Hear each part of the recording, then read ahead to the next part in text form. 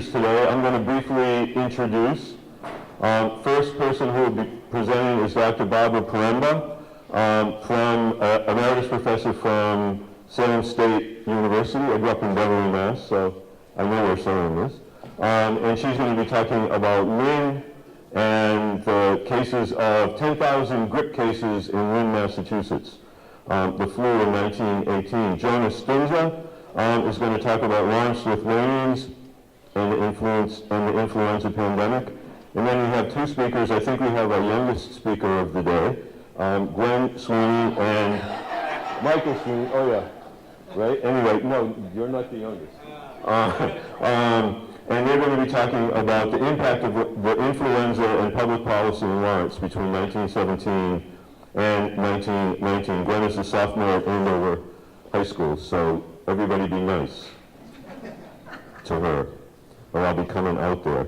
So the plan is 15 to 20 minutes for each of the speakers, and that will leave us enough time at the end for 15 or so minutes to discuss, to ask questions. And I'm going to be sitting in their eyesight giving them cues as to when they need to finish. So we're going to stick to the plan. All right? First up, Barbara.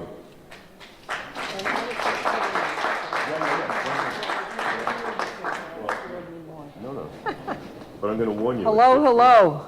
You can hear me? I'm pretty well at projecting. I have a lot of visuals, so if you can't see them, you might want to move. I'm going to do the best I can with running this because we're doing two computers, so that was a little confusing here, but I think I can make it all work.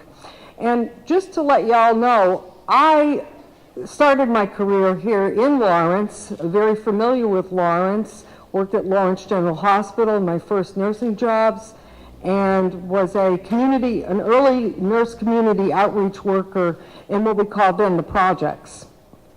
So I hope you'll enjoy this, and I'll tell you, I'm getting away a little bit. Can you hear me just fine? And I have an older group, so I won't have to explain as much to the one young person here. Anyhow, it's not working. Already a little difficulty, because I have to run two things, I guess. All right, and then I have to make mine work. And I'm not sure how to do that. Okay, so really this is an historical research study, and just to let you know that this really happened with a remodeling contract, Leland Hussey, who's here with me today, when he uncovered 14 intact newspapers doing a home renovation project in Swampscott, Mass. And here we go. You'll have to tell me if I'm not doing this because I have to run two things. So the first one that showed up in the newspaper, these were all intact, was the one that said the 10,000 grip cases, which he alerted me to immediately, and I said, oh my God. So let's look at these. The homeowner knew about this, and actually the newspapers have been donated into the nursing archives at BU, the Gottlieb Archive Center there. So they're all being preserved in that. Let's see how to do this. So looking a little bit at the community, and I'm not going to actually be able to do very well here. Is the laser pointer not working either? Oh, got it. I see it there. So here's a little bit of the community of Lynn that you saw in the beginning. I think most of you know it's about 10 miles north of Boston, but it is on the ocean. I'm going to have a hard time here, guys, because I have to use two things. I don't think I can hold it and do this. I got too many things I'm operating. Sure, you want to do the slides for me? But I was using this to sort of point here. Just to show you, this is the ocean. These are the sections in Lawrence. On the left-hand side where the red is your apartment house district. This is where most of the population, the working population would be. And over here is more your single families. This is the wooded area, just to give you a little idea of that. And then I think I'll let you do that if you want to advance for me. I might have, you know what, let me do it. I'm going to have a heart attack. So give you a little bit of idea about what Lynn looked like. It was really a gorgeous city. This is in the 1918 we're looking at. 100 years ago, it's a beach property. These are all your boulevards. And, you know, these are all from postcards. High Rock Tower. It was really a gorgeous community. These are all your single-family homes in the Diamond District. Beautiful city buildings, business district. This is a very advanced community at the time. You can see Central Square, and you can see down here in the pictures here that we have automobiles. We also have trains, and we're still using horse and buggy. Theaters and arcades, lots of them. And of course the train station from Boston to Maine Railroad. So a direct community link from the city of Boston to Lynn. They actually had the first motorized fire truck, they claim, in the United States. So, but they're still also using horse and buggy.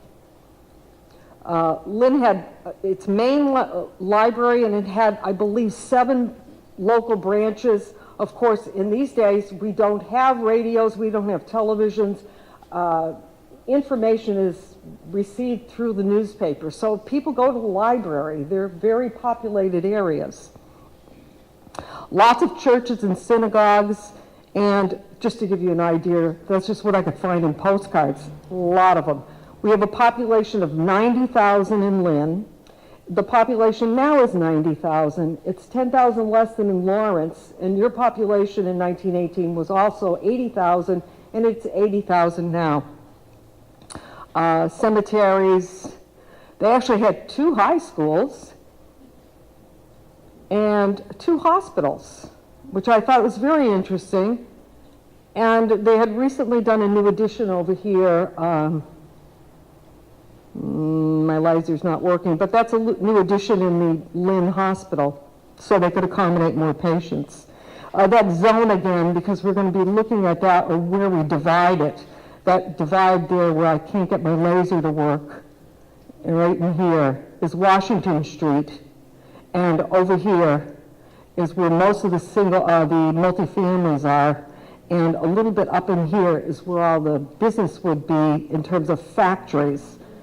So we have the General Electric. They have multiple locations and employ many, many workers, both male and female, particularly because it's World War I.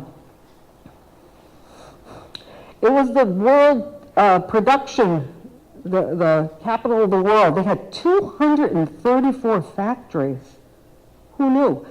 And they were actually so busy with the shoes and the tanneries, they were producing the shoes and all the boots for the war. So all of those boots were coming from Lynn. They also had a waterfront and a working harbor. Another mechanism to remember the flu pandemic and how it's going to travel is why I'm showing you it has waterfront trains. How did it get there? Here's your multifamily houses in the East Lynn, which is your better area. And then West Lynn is where I showed you where all the red was, where all of the tenements would be to house all of the factory workers. They also stayed in lodging houses. Lodging houses, of course, don't have any cooking facilities. So when you're ill, picturing this, you're in buildings where there's no access to food. You have nothing. There's no such thing as fast food and packaged food. So you had to go into this one on the right-hand side is actually a place where people went to get meals. Floating bridges would be communication to Salem. You can see there's still a lot of agriculture. There's farms in that northern part of the city. What's it like for people? They have these new Studebakers are coming out. We have cars, but not a lot of them. Your old ranges, just some products. Your food stores, still having markets. Because it is World War I, we do have problems with food supply. Don't hear a lot about it, but it was called meatless and wheatless. So there's also a nutritional component coming into the pandemic where people are having not as much access to food. All of it's being sent over for the war effort. Cutting ice on the pond, this was actually done not just locally, but they actually supplied ice internationally. So no radios, your telephones were operator assisted, and they used a telegram, which would be the closest to email that we might imagine for a younger person, that we didn't have that. So the Great War is in the spring, and we have about 70 million people in the war on all these fronts. And of course, just quickly with the pandemic, with it coming through, and how it affected in these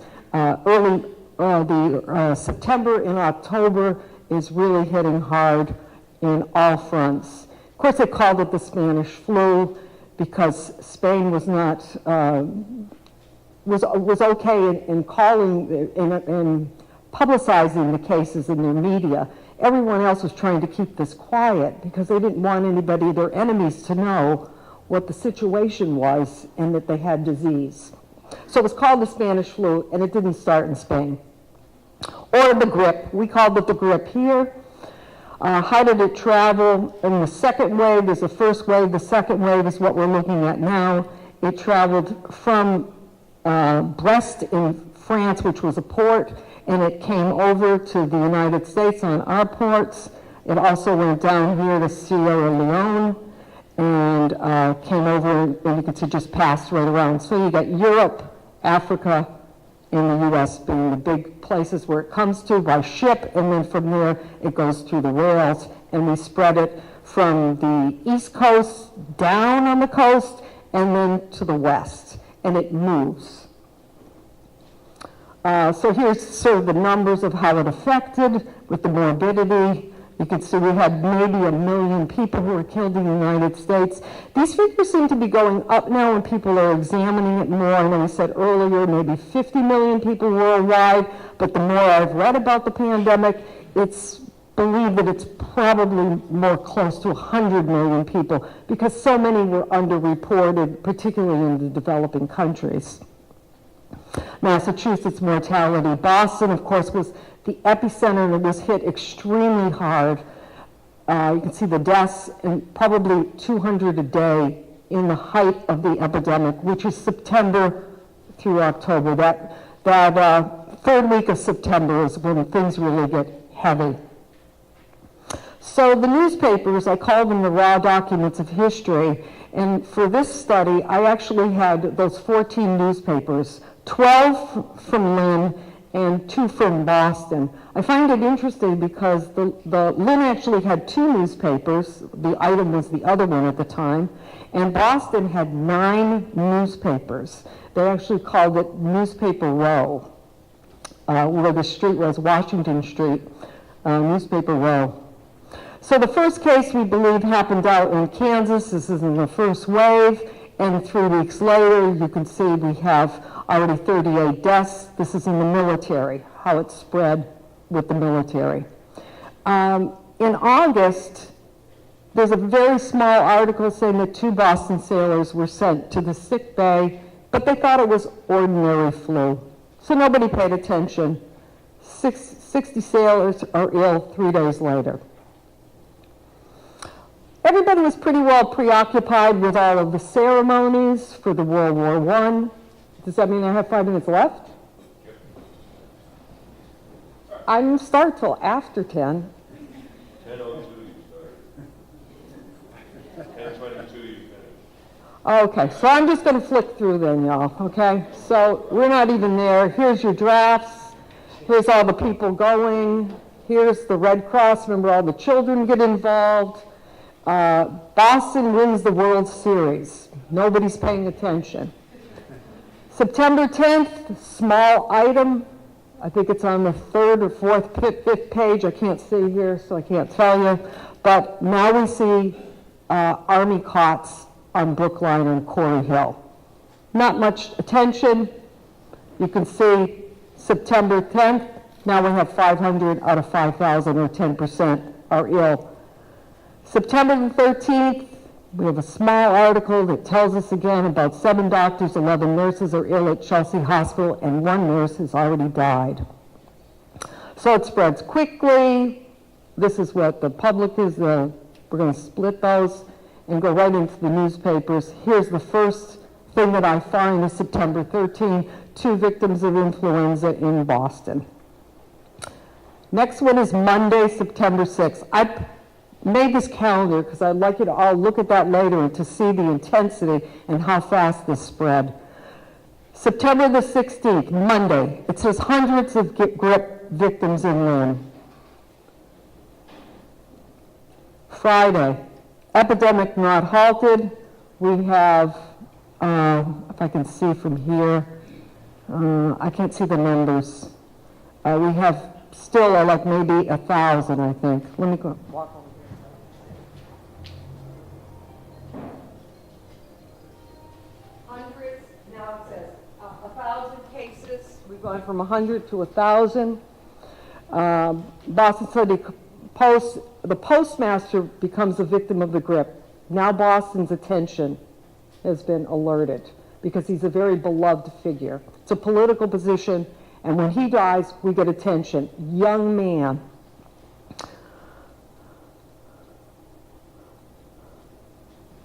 A lot of these are just showing that along with the deaths, with the flu, we have all of the reports of the soldiers who are dying. So that you've got tragedy duplicated.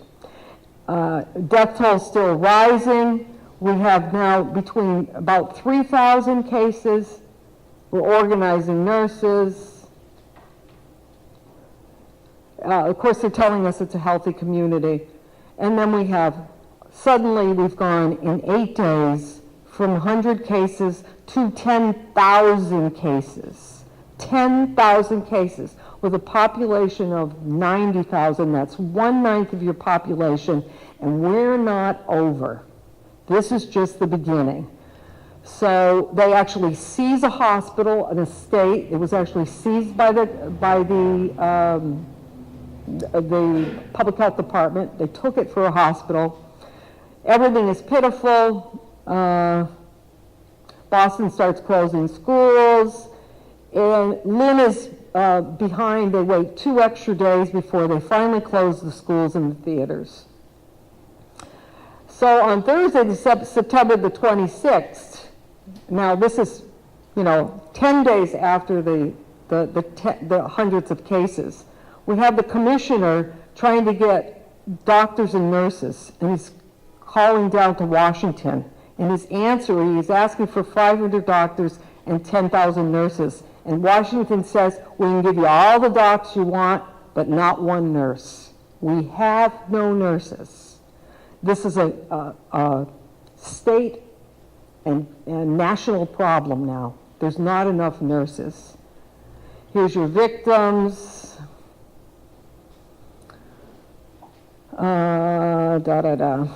We think that it's breaking up, but it isn't. So they're giving people false hopes. The Martin Estate back here, which kind of interesting, is they can't even open it because they don't have enough nurses. They have beds for 75, but they could only admit 11 because they didn't have enough nurses. The city says, now we're demanding nurses, and they say in the newspaper that 20 deaths in the past 24 hours can be directly attributed to lack of nurses. And all these just tell you that we're not alone. All the surrounding towns are saying the same thing. We don't have nurses. Nurses. So I'm going to go right to the end here. Telephone service also hit very bad. Remember, they're also sick. Every piece of life was interrupted during this.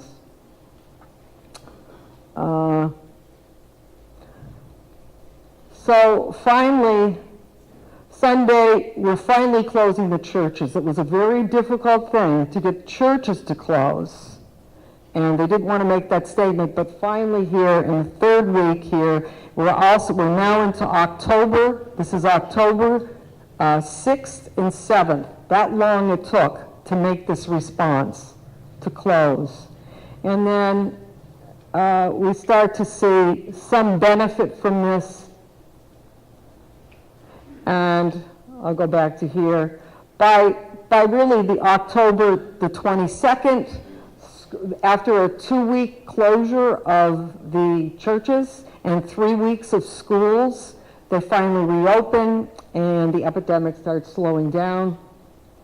War ends on November the 11th. Big celebrations. Actually, the clustering of the people again brings out more cases. So, but it was on the wane here. It was really going again south and west. It's traveling. So lessons learned. So historical research is really a very difficult thing, but these lessons can be applied today.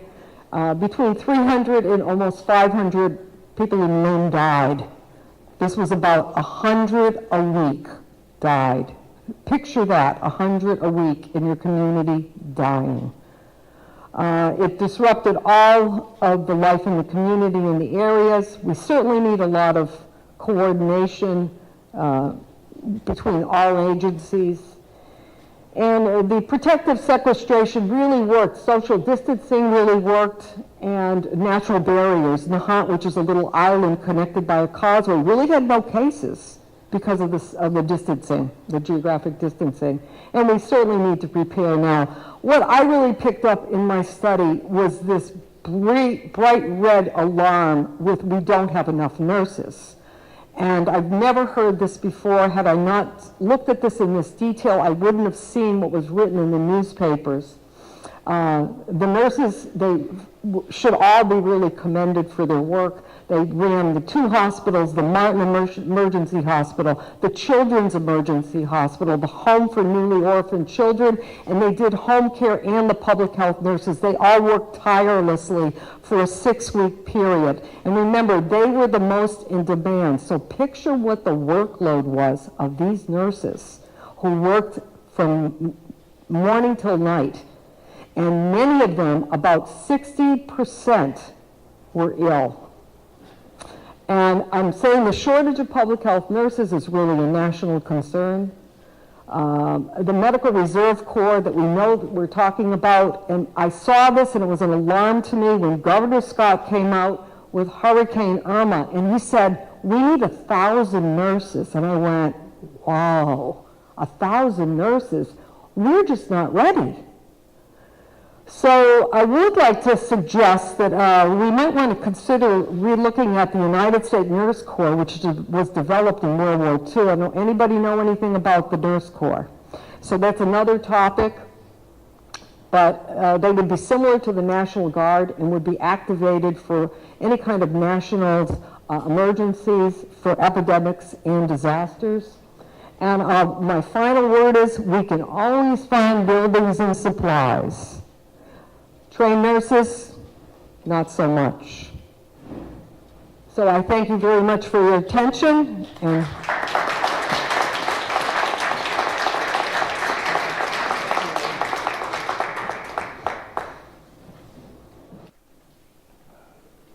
good morning.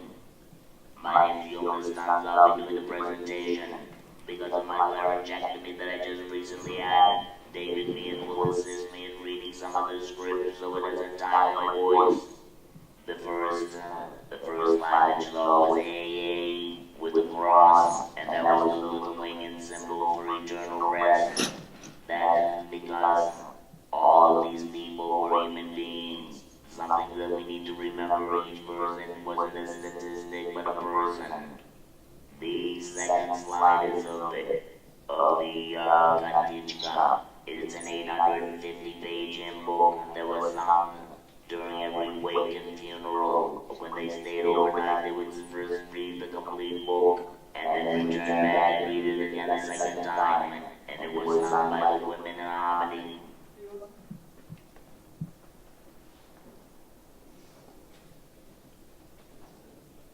The little nation really came as a very young, growing people. And they arrived in an industrial city, and they then, with their self-confidence, they developed their own educational system.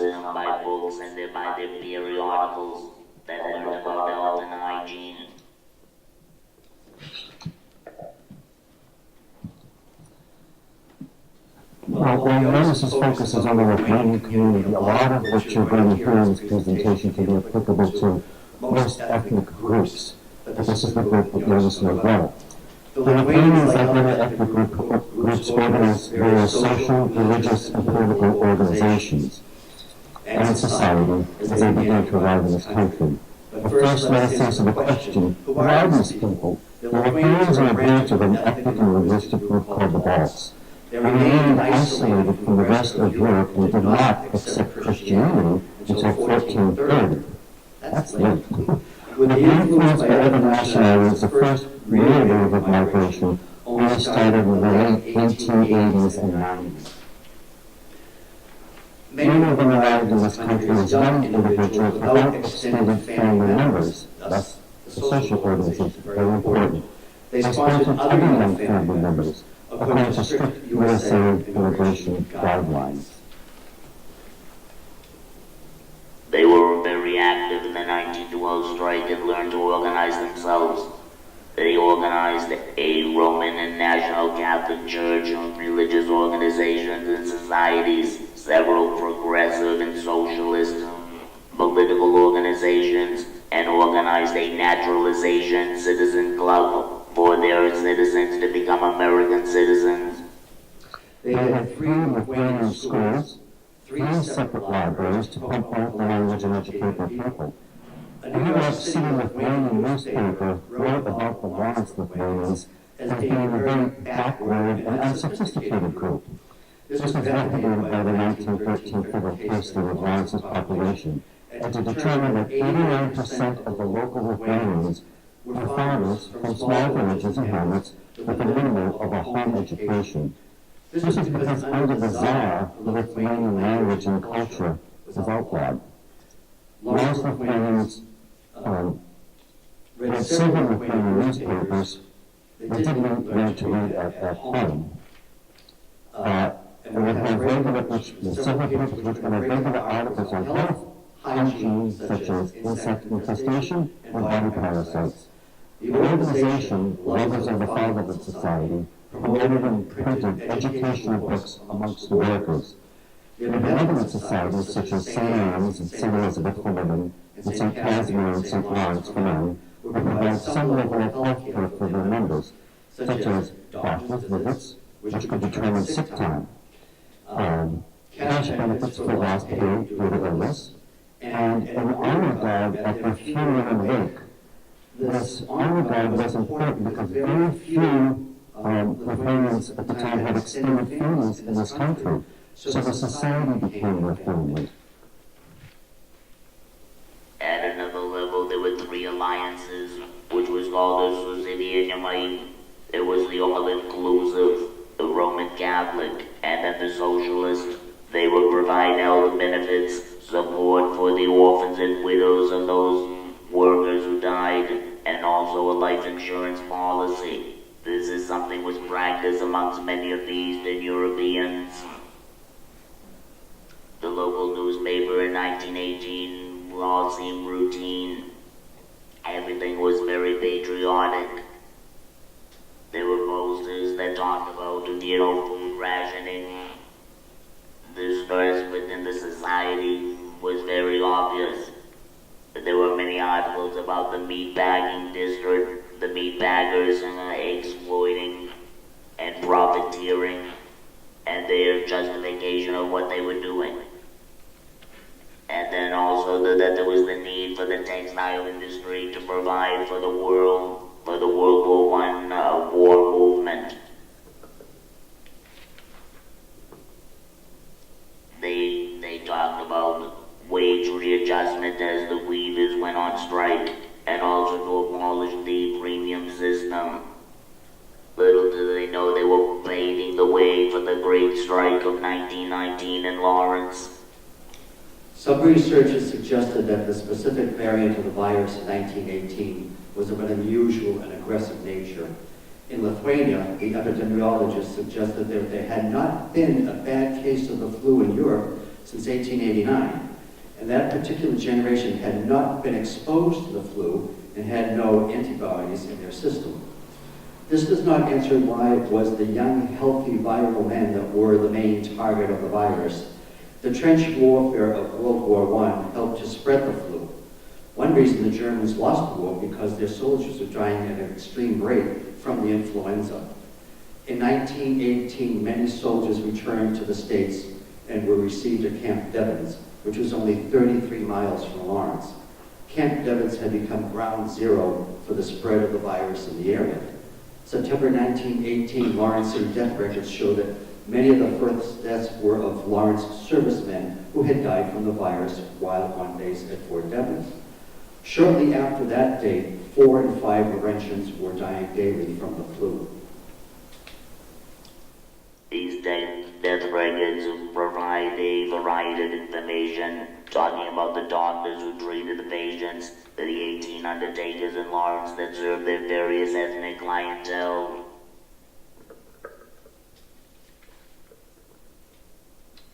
Many of the Lithuanian names were difficult to recognize in these documentations because the names had been chopped up by either how they were transcribed when they came, or by Polish or Russian authorities that changed the Lithuanian's last name, and then also how the Americans wrote the last name. It was really kind of hard to find. The dead giveaway was when you saw that they were buried at the Lithuanian cemetery, then you knew they were Lithuanian. The records here are very interesting. The first volume is 3 inches thick of chronological death records. It's for 4 months. Within the next volume, for September and October, it is 3.5 inches thick, and it's only for 2 months. That's an indication that the population of the normal death rate jumped to 100%. Matras Kabildas was the Lithuanian undertaker. He also died from the influenza. Shortly after, he had just buried 3 Lithuanians. On September 28th and 29th. He died on September 30th. And so the indication is that most likely he was working while he was sick with the flu. And it didn't take him. That's a very odd note because most people really, this flu was something very painful and arduous, and they suffered greatly. So it's kind of odd that he was listed as only had died of the pneumonia, but not of the flu itself.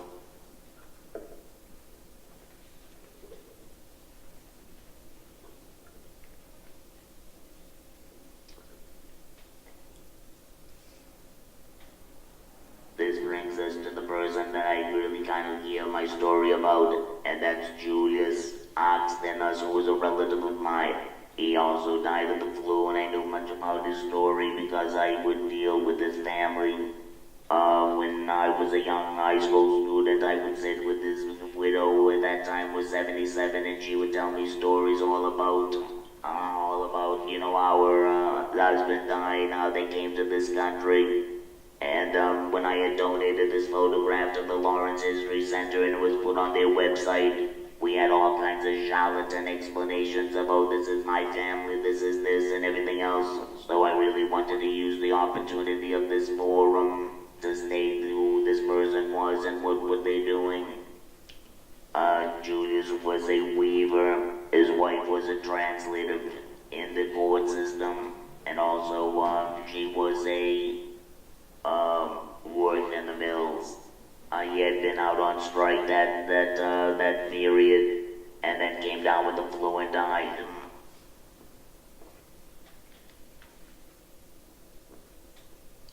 In the few days after this, on October 5th, all public gatherings such as schools, theaters, and churches in Lawrence had gone into a ban which outlawed again public gathering and to stop the spread of the disease. The Lawrence Telegram, one of, again, several newspapers in the city, reported on October 28, 1918, that the schools and theaters would reopen that day after the 4-week public gathering ban because it seems as though the influenza had seemed to have subsided. Once the city went back to its regular routine, the death rate began to escalate. The number of deaths weekly went from 40 to 80, then peaked at 125 for 2 weeks, and then slowly dropped in number. The number of influenza deaths may be understated because there were 9 different diagnoses, and it's not clear if all were attributed to being the flu. Many of them listed as variations of pneumonia, others were clearly stated as influenza. As an example, a Lithuanian neighborhood in Lawrence, which was nicknamed the Old Dutch Cap, which is on Brook Street. Its numbers on Brook Street from 1 through 83, which is only 1.5 city blocks long, there were 68 Lithuanian surnames listed. The total population for that area was 120 people. When you look at the statistics, the ratio of deaths in each ward of the city had more to do with the density, which determined the higher number for specific neighborhoods. 40 triple-deckers side by side would create an environment to spread the influenza in comparison to neighborhoods of single-family homes that were four homes to a block. Even though it was believed that men were mainly more afflicted by the disease than women, the number of all-male deaths for that 2-month peak period of the flu was only 23% higher. The headline for the Lawrence Telegram on October 25th was, "Influenza leaves the blood thin and the nerves weak. Tonic treatment is recommended." Well, that opened the floodgates. Tonic remedies like Father John's exploited these claims. There was a news campaign to educate the public also about the Spanish influenza, what it is, how it should be treated, and its similarities to previous old-fashioned grip, meaning the flu. Dealing with health announcements, the ethnic newspapers lagged behind because most of them were weekly publications and not daily papers. Another type of gathering that was banned was wakes and funerals because it brought people closer together in a close proximity. This brings us back to the photograph. It was very long at that time to go to wakes and funerals directly from the family's home. Julius Smith is the deceased in the photograph. He was a weaver, well-skilled, and his wife worked in the mills, and she was a translator during the 1912 strike in the police court, and also was a translator for the workers in the mills. My father said that her English was impeccable. I never really heard her speak English. She only spoke to me in Lithuanian. If you look at it, you see fine lace on the windows, and lace covering the air indicating death in the family. The daughters are well and dressed well, and there's very, very nice wallpaper on the walls. When the daughter and the oldest daughter in the photograph was in her 90s, and she was going to elderly housing, and I helped her bring up her apartment. She had already ripped up one copy of this photograph and was tearing up the second copy. When I pleased and begged her, please don't destroy it, it's a very important picture, and she couldn't see any value in it. And then she reluctantly handed it over to me. She had, the mother had talked about, with the 2 daughters, Nicolaitis and McKinnon, and they wanted to know that the daughter had kissed the feet of the father, sign of respect before the burial, and a sign of humility, and she had caught the flu, but the doctors both responded that she was not what the flu was after, and that's not the category, that she'll probably survive. She lived to be 98. Mrs. Oxtinis told me of a few folk remedies. You might want to take out your notepads for this. The Lithuanian Jews during the Great Strike of 1912, as reported in the Lawrence Telegram, in 1912, a large, rowdy group of Lithuanians gathered near Brook Street, the Dutch Cap, not far from Mrs. Astanikis' house.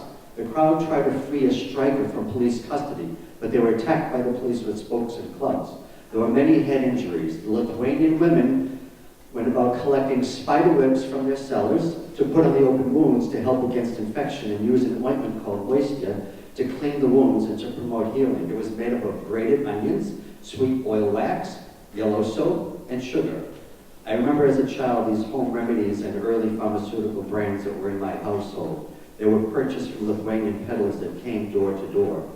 Another well-known remedy included Tsarist Kopek copper coins.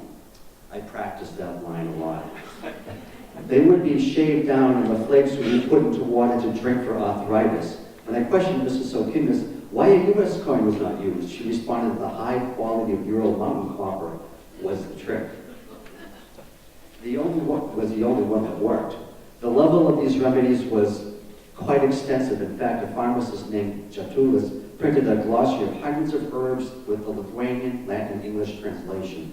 This was so the community would know the names of the flowers so they could make the old country medicinal home remedies themselves. Here are some of the Lithuanian publications that assisted in public health. The first one was printed in East Prussia, which bordered Lithuania when the Lithuanian language was outlawed and books were smuggled. This one was on contraceptives and birth control. The next one was a book supplied by the young Lithuanian girls that went to the YWCA. You have to remember Lithuanians were Catholic, and to go into a YWCA indicated you really weren't a practicing Catholic because you didn't go into that territory. But this book was printed in Lithuanian and was given to them. And it was printed by Margaret Sanger, who had come to Lawrence, and again it was talking about birth control and controlling the amount of children in the family. The next one was published by Lithuanians themselves, and this is on women's health and its mysteries with pictures, which was printed by the organization again that I belong to, which was then in 1960 was just, which was applying purely scientific, educational materials without any social bias. The other one was the science of sex, and it explained about just the makeup of the human body, blood, etc. How to raise children and how to feed them. What the war was doing on the impact of the psyche of the people and the children, the survivors.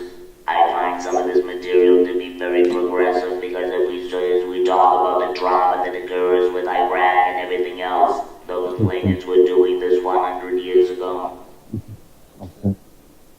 The socialists provided the workers' health as if there was some kind of a different health. And to combat their propaganda, the Catholics provided a very large encyclopedia on human health, dealing with teeth and numeration to be able to explain when you went to a dentist, about child drunkenness, about proper posture and the development of the spinal cord. On a given interest level, a small girl named Sonia was orphaned when her mother and her sister died from the flu. She was taken back in by the International Institute of Lawrence and raised by them until she was about 4. It was presumed by her looks that she was born with a Lithuanian family. The International Institute did not have a social worker of every nationality, but had a Polish social worker who cared for Sonia, and so she was called Polish. This was a human interest story that caught everyone's attention during that dark period of influenza. Sonia was later adopted and moved to Nova Scotia. Within the Lithuanian community, many cared for the sick at home. I was told by many that they felt being cared for at home was better than being sent to the tent encampment on Emery Hill, which is a section of Tower Hill. Even though the encampment had the best doctors in 24-hour nursing, but it was isolated at the far end of the city with no visitors and seemed unwelcoming and strange to Lithuanian and ethnic and other ethnic communities.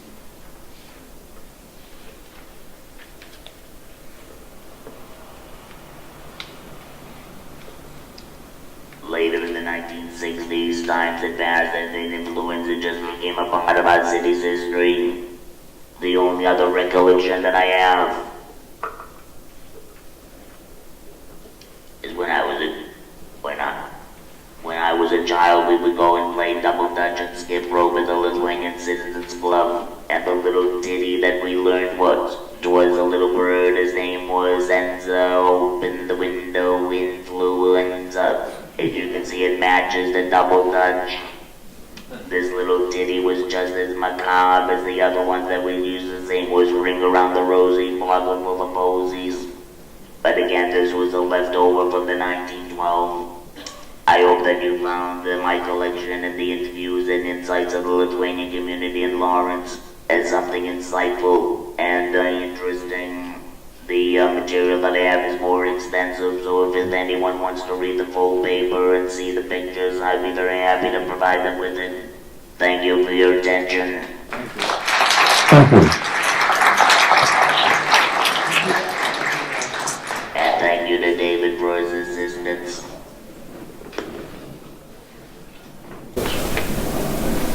Good morning, everyone.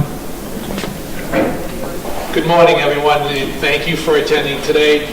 Before we start, I just wanted to thank the Lawrence History Center and the team at the Lawrence Public Library, our city clerk, and also City Councilor Mark LaPlante, who's here today, as well as the team over at the end of the library, all of whom were very helpful to myself and my daughter Gwendolyn as we tried to do some research.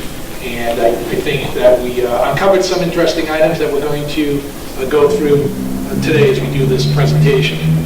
I think one of the themes you've already heard a lot about today is how important nurses were, and I want to just continue to quickly emphasize that as we look at our opening picture here at the beginning of our program.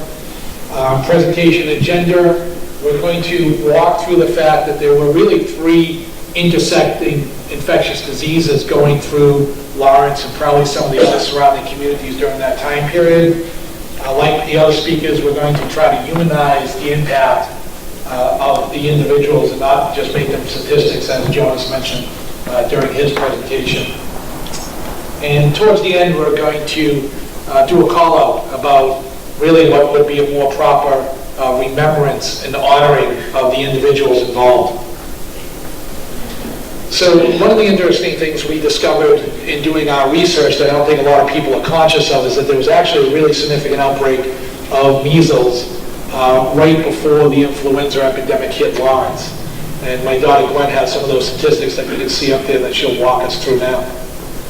As you can see, in January there were only 19 cases, and 1 month later, by February, there were already 57 cases, and in March, 45 cases, but almost no deaths in those first 3 months. And then if you look at the following 3 months, there's way, way, way more cases, and only 14 deaths in May, 10 deaths in June, but still a dramatic increase since the 3 months before. So over 1,200 cases total through that time period.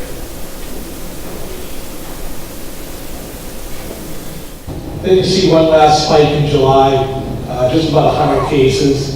So you can see this would have impacted a lot of the members of the community throughout Lawrence at the time. And it's interesting because just as the cases begin to really dive in July, and then in August you basically see almost no occurrences. September, there's essentially 0 cases for all practical purpose. You can kind of imagine some members of the community taking a deep breath, including the hospital and the local doctors and nurses and members of the community at large. But we all know what's right around the corner at this point. And as you can see, we talked about the impact. Wards 1 through 4 are really those areas that are right near us right now, that North Lawrence area, the Prospect Hill. This is by far the most congested areas of the city. Ward 6 being mostly what we would refer to today as the South Lawrence area. But you can see the impact and spread of measles throughout the city during that April, May, June time period. The spike was really throughout the north side of the city. This graph shows the influenza cases from September 1918 to February 1919. And as you can see, there was a huge increase in the amount of influenza cases in October. And after October, the amount of cases reported stayed under 750 for the next 4 months, but obviously October is the highest month for the number of cases. One thing I wanted to mention about the preservation of historical documents, it's really interesting because the city's official modality report in September doesn't even list influenza as a separate pull-out statistic, either for cases or for deaths. We were able to actually recreate for the first time the actual number of cases reported due to the records that are kept at the Lawrence History Center by a ledger that was kept of reported cases that come in. And so the number is probably actually higher than what you see there, about 750 cases in September. But without those historical records that were preserved, we would never even have anything close to what the actual number was. We also looked at newspaper reports during that time period, which number didn't come out as quite as high as this. But again, the ledgers at the History Center actually spell out each of the individuals' names and addresses during that time period. You want to do this one? Sure. Similar to the previous slide, October is the month where there's the most amount of anything, but this graph is talking about deaths as opposed to the number of cases. So one of our prior speakers again emphasized, you can imagine, the death rate, for example, in the city during July was extremely low per every 100,000 citizens. And then you just have a sudden spike in the type of pressures that puts on society, from everyone from funeral director to families who are trying to grieve, to businesses that are trying to operate. Their employees are no longer there, they're sick, they're dead, they're caring for their loved ones. Needless to say, also an enormous strain upon city officials and the medical community. So we also took a look at this by ward, and probably not surprising, what you see is one of the most high-density living areas in the city, which is the Ward 1 area here in North Lawrence. And you see the cases are really extreme compared to some of the other areas of the city. Well over 500 cases reported during the fall of 1918. And as you move into November and December, as Gwen mentioned earlier, as was seen elsewhere across the world, the cases just suddenly really plummet. The disease, in effect, appears to burn itself out.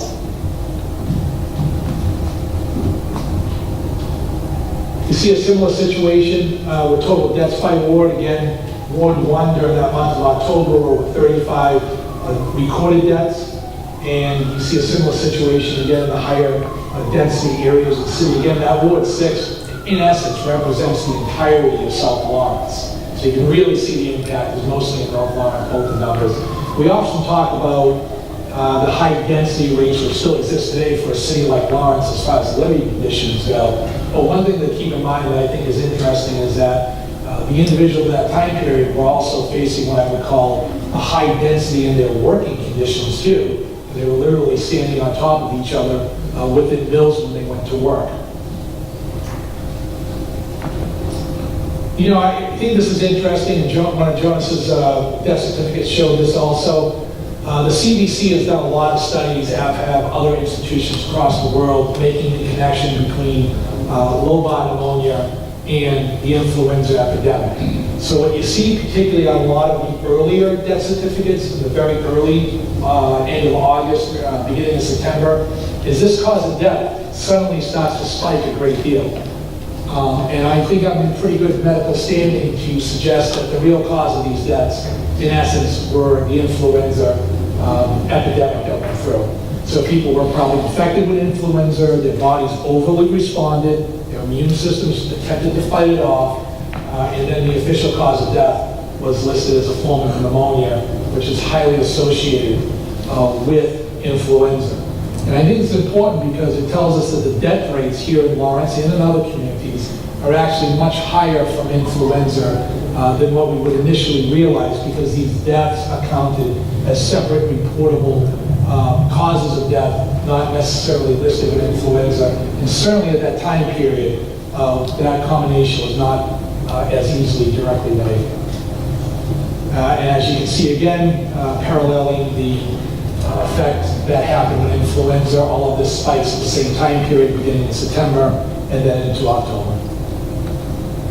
Similar with the reported deaths for the same cause, you see the same pattern.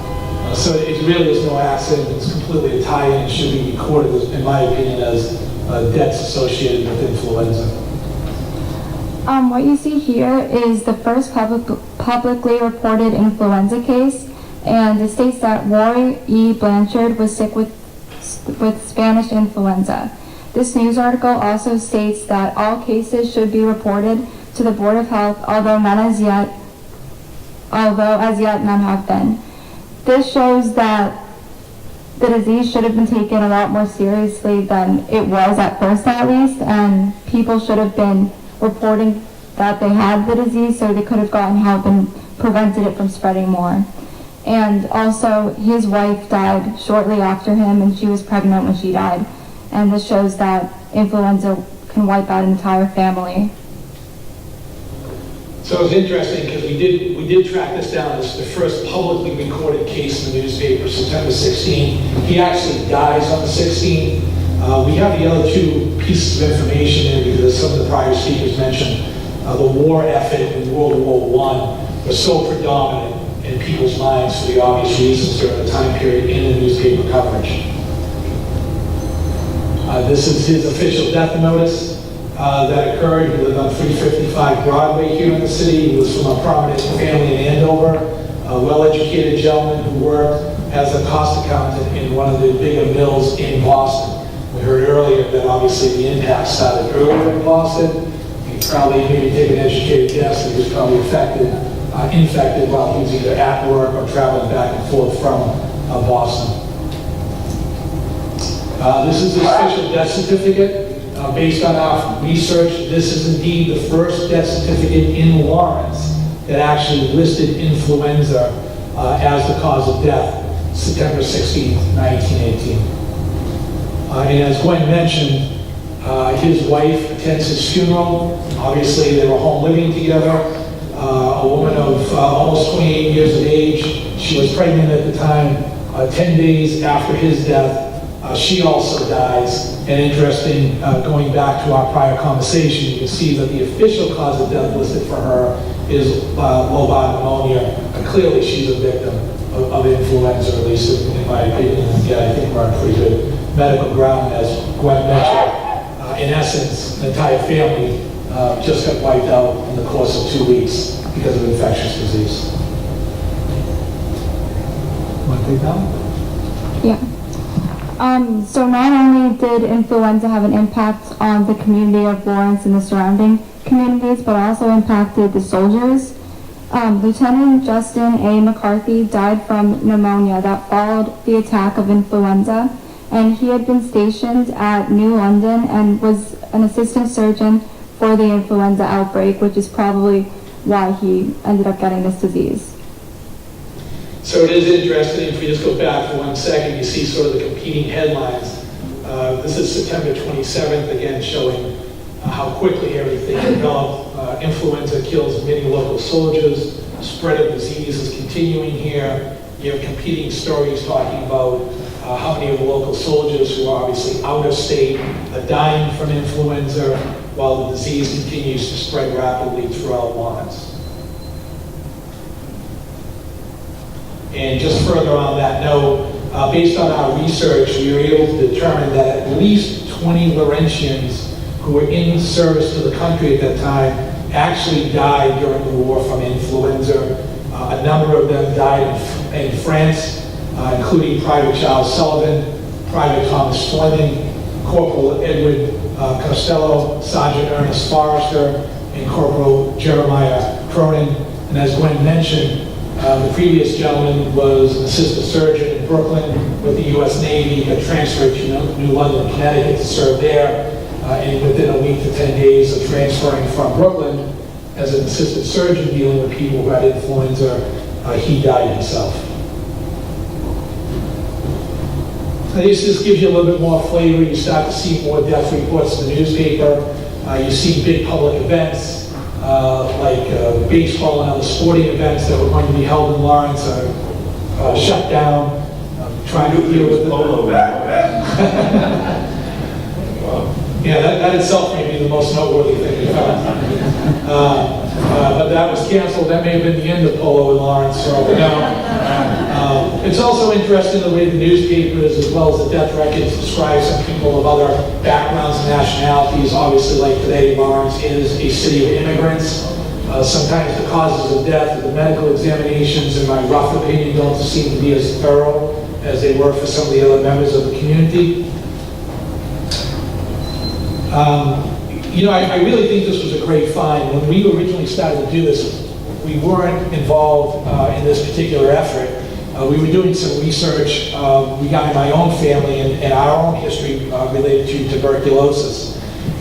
But I really thought this sets the scene not just for what occurred during that 1917 to 1919 period, but Dr. Cole made some great points during his presentation about knowing history and knowing how you are going to respond.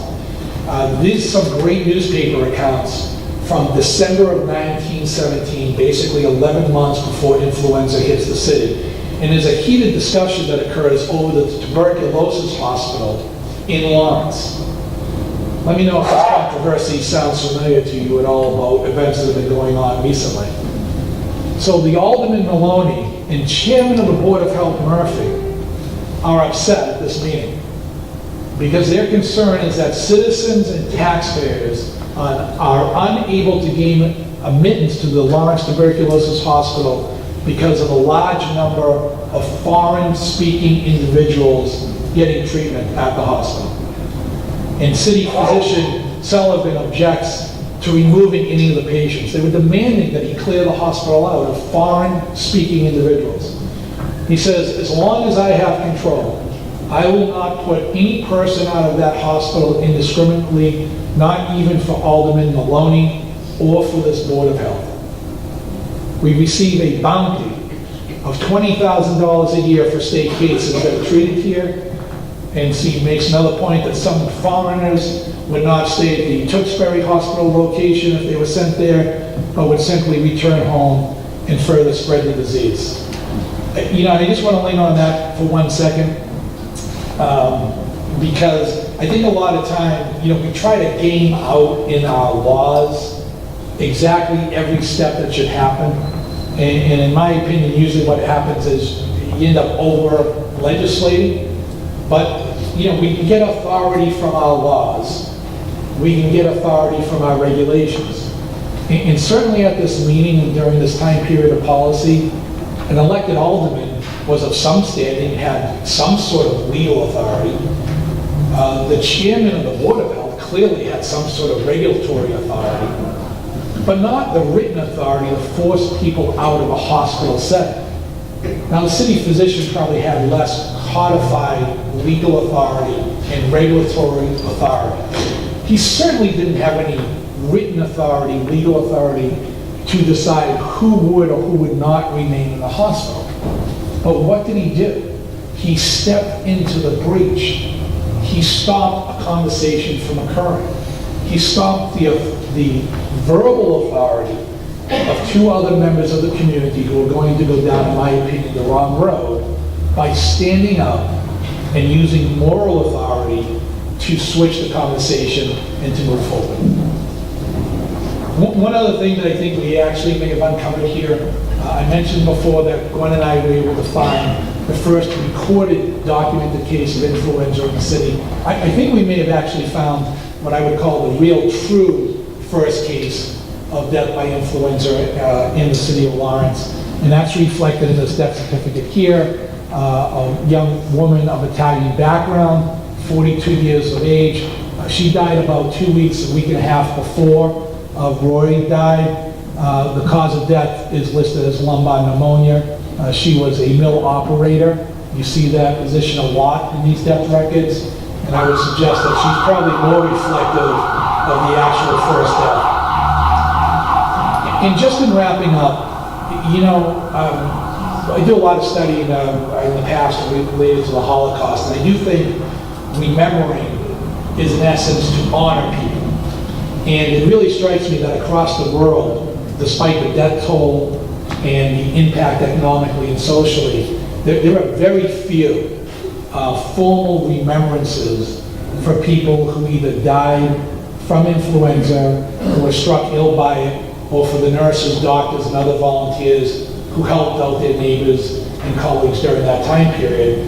And I think it's something that this audience should think about today, is calling for some type of plaque or other memorial to be present here in Lawrence to do just that. And maybe particularly in a mill space like this, or at the hospital. Nurses gave their lives, but they certainly put their lives at risk. The monument you see on the left is from the Mamari society in New Zealand. Their death rates were 7 times higher than the rest of New Zealand, potentially because they were somewhat socially isolated at the time, didn't have a lot of interaction, and thus exposure to a lot of infectious diseases that hit most of the main population. And the one on the right, it actually is from North Carolina State College, honoring the students that died from influenza, but also honoring the nurses and other volunteers who helped care for those who were ill. So again, just closing on that theme, to remember is to honor. We do that a lot here in the city of Lawrence. We have a lot of memorials and recognitions for many reasons. Maybe it's time that we honored some of the dead, the mill workers, the first generation Laurentians, people who immigrated to the city from all over the world, and people who helped them out during that time period by having a formal plaque and a formal recognition. Thank you for your time.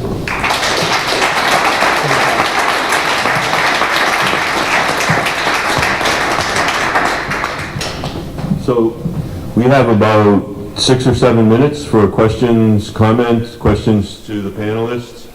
And so the floor is open. Is this working? Oh, good. The incubation period is 2 to 3 days for the influenza, so you can see how quickly it passed. Looking at the Lawrence information, you can see that Lynn's proximity to Boston really escalated it there. You're a couple weeks behind. Yeah. So, No doubt. does that answer your question? Also remember, it was not a reportable disease. In fact, it still is not a reportable disease. It's only reportable deaths, pediatric. It's not a mandated disease. Pneumonia either. So these numbers are obviously, not as high. Also, when contributed to another cause, like congestive heart failure, it wasn't always listed. So that would be the end of reporting of it. Somebody else? Yes. Relative to your comment about over-legislation and over-regulation and allowing moral authority to stand up in lieu of that, but could it not have gone the other way just as easily with a city physician that didn't have that sense of moral wisdom, or however you want to categorize it? Yeah, absolutely, and that, I guess, is kind of one of my points. I have no idea about Dr. Sullivan's personality or how strong verbally he was, if he was a rebel-rouser, or someone who never imagined he'd be thrust into that position. But I guess that's kind of the point, is that you don't know in any moment in time where your life is going to lead you, and to know that your force of will sometimes is enough, your voice being heard, to move things back in the right direction. If he was not of that mindset or not present, I think history could have unfolded itself very differently, not just for those who were in the tuberculosis hospital at the time, but potentially could have had further negative ramifications for the largely immigrant community in Lawrence that then got struck by influenza. So it's a good point. We have time for one more. Question for Barbara.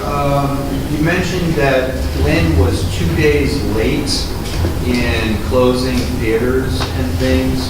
What was the 2-day, who established the 2-day earlier date as the time? Yeah, that's a great question. And what I found was, you see, Boston came out and they closed their schools on that Tuesday, the 24th. And it was recommended, but there was a lot, when we're talking about the regulations, sort of a lot of back and forth. It's very political to be closing your schools and your industries, your theaters, things like that. Remember, people had nothing to do at night, so they went to the theaters, they went to the libraries. There was no entertainment like we have now. So that delay, even of 2 days, was really big for Lynn, and I think, I imagine the number of cases where I found 10,000. My estimate is actually closer to, I would say, 30,000 cases, if not more, in Lynn. That would be at least a third of the population was ill. So we should thank our panelists for an informative. Go ahead, one more comment. I think the very important point is once the ban was restricted and you could gather, all of a sudden the escalation of influenza occurred again. And the Jews quickly recognized that no second ban was implemented because I think there was a financial question. What can you do? Do you stop the world or you just let people get sick? Thank our panelists.